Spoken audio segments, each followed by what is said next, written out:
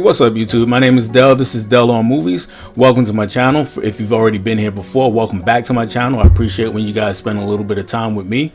So today, if you're watching this today, the day that I put it out, August 14th, it is Halle Berry's birthday.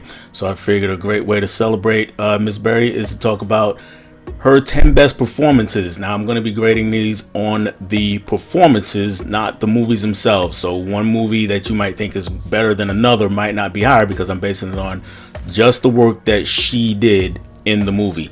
And so we're going to start off, we're going to go from 10 to 1, 10 being my 10th favorite of all her work, number 1 being my favorite.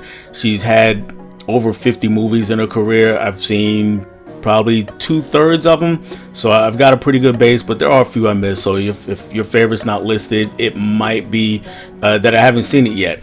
But let's go ahead and start talking about them. At number 10 is Boomerang. It's a movie that I talked about before. It came out in 1992. Eddie Murphy is the star. He's the lead character in it, and Halle Berry plays Angela. Angela is a character that's supposed to be the more wholesome kind of girl next door kind, which is kind of odd for Halle Berry given her image all these years later. But she was kind of the girl next door, whereas Robin Givens played the more glamorous girl, and Eddie Murphy was kind of caught in a love triangle between the two of them. Halle does a really good work in this movie. She has some of the scenes where she has to call Eddie's character to task, and she really does a good job with that. So that gets my number 10. Number 9 is one of the first movies where Halle Berry was the actual lead character, and that is Gothica. Gothica came out in 2003. It's a horror movie, probably the first horror movie that she did, if I'm not mistaken. I have to look back. But in that character, in that movie, she plays Dr. Miranda Gray. She's a psychologist, I believe, or a psychiatrist, and she's basically runs an insane asylum, and then wakes up one day to find herself in the asylum and trying to figure out how to get out of there. And of course, everyone is telling her that she belongs there. She's insane. So then the movie goes forward from there. Lots of things happen. It is an underrated horror flick as far as I'm concerned. I really like the movie, and Berry again does some of her best work in the movie. At number 8 is a movie called Frankie and Alice, and this is again dealing with mental health. And in this case, it's she plays 3 characters actually. It's one person, but she suffers from multiple personality disorder. I'll get that right. And her 3 main personalities are Frankie, Alice, and Genius. Genius is not in the title, but she is the other main personality suffered from by this, or that is in the body of this one person. And the movie itself is not that good. It's a kind of an Oscar bait kind of movie, and they were trying to set Halle up for another Oscar win, or at least another Oscar nomination. She gives her all in the movie. She's far better than the movie. So that's what kind of drops it down a little bit, even though I'm not grading the movies. The movie itself isn't that good, but she is really good in it. So that gets it up to my number 8 spot. And I just take a moment here to say that of all those movies that Halle Berry's done, if I'm being completely honest, I don't think she's the greatest actress in the world, but she has some really good performances and some not so good. This is one of those where she is better than the movie. Sometimes she's better than the movie, sometimes the movie's better than her. In this case, she's better than the movie. Moving up to number 7. Number 7 is a movie called Bullworth, where she plays a character named Nina. Bullworth is a movie starring Warren Beatty. Came out in 1998. So back in 98, Warren Beatty plays this guy Bullworth. He's a politician. He's running for office, and he feels like he's kind of losing touch with reality. He's losing touch with his constituents, with just society at large, and he kind of takes it upon himself to go off the rails. He just kind of trying to get in touch with the people, I think he calls himself. And he goes into some black neighborhoods, and so the movies it's kind of problematic these days, but it worked for what it was, and what it is it's a political satire more than anything.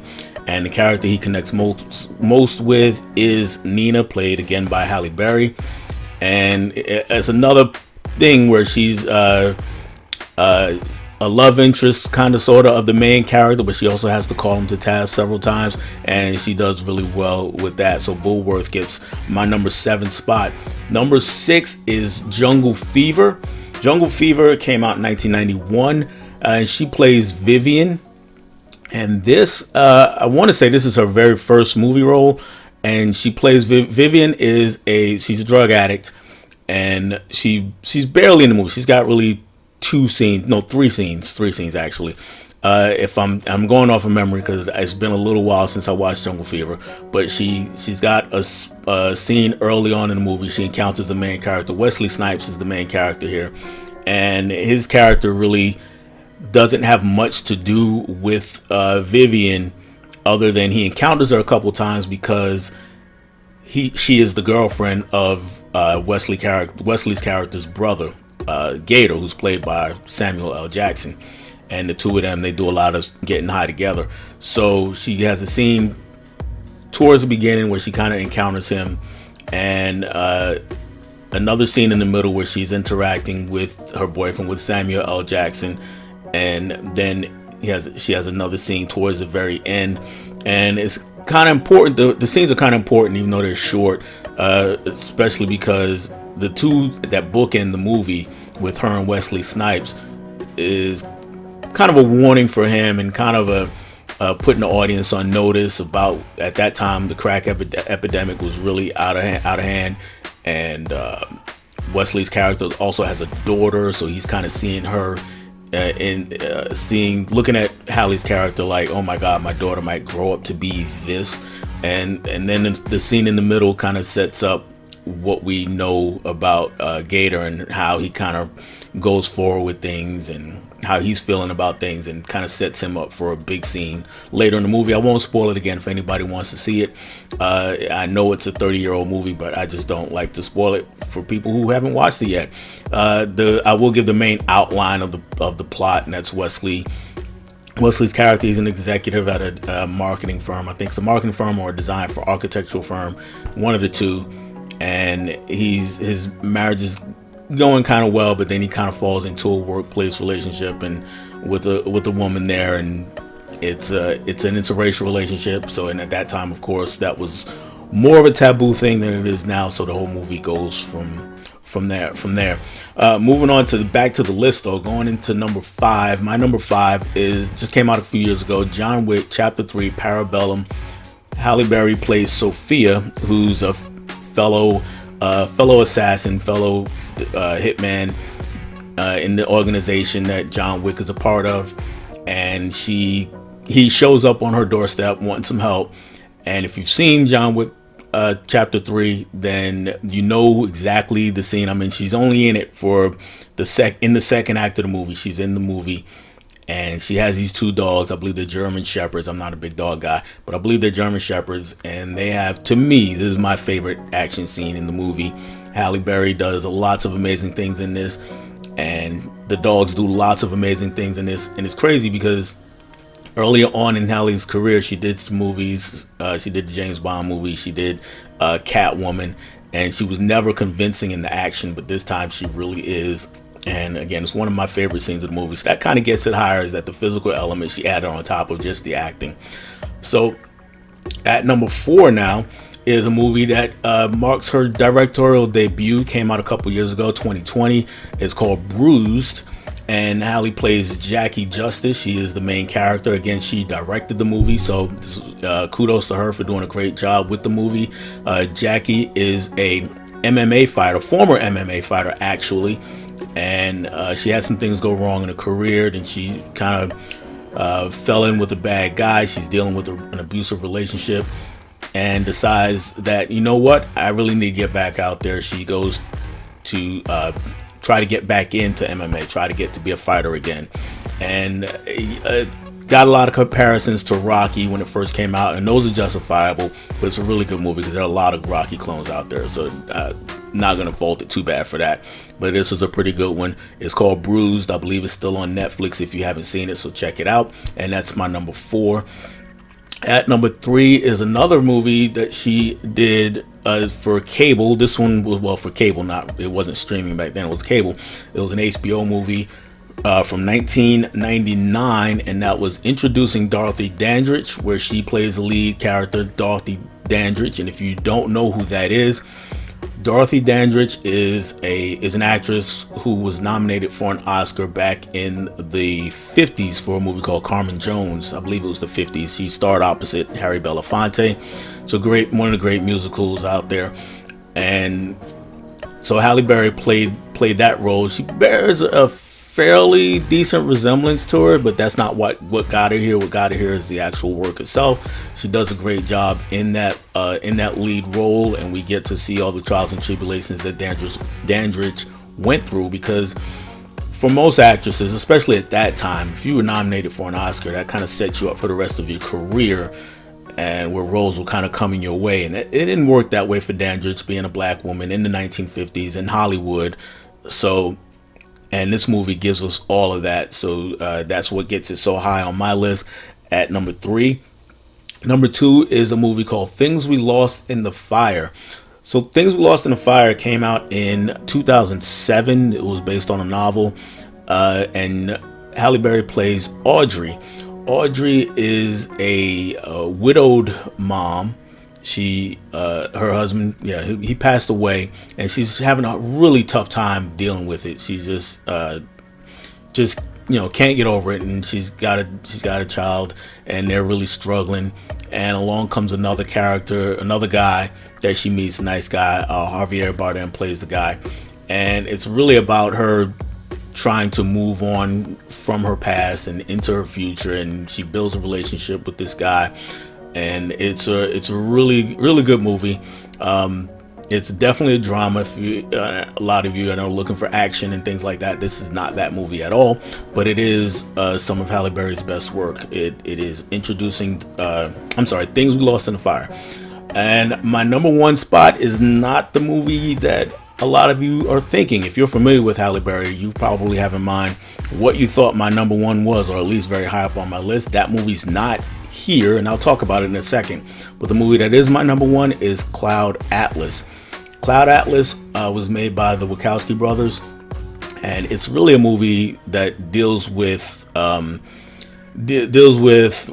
reincarnation in some forms, and it goes through long spans of time. And most of the actors in the movie play several different characters, and Halle Berry's no different. In fact, she plays 6 different roles. Not all of them are men. Not all of them are women, I should say. Some of them are men, and not all of them are African American or black at all. And I know, again, we're in an age where that might be kind of frowned upon in a lot of instances. We want truer representation on the screen, and I get that. But in this case, we have one person playing 6 characters, as in most of the other major actors in the movie play 5 or 6 characters.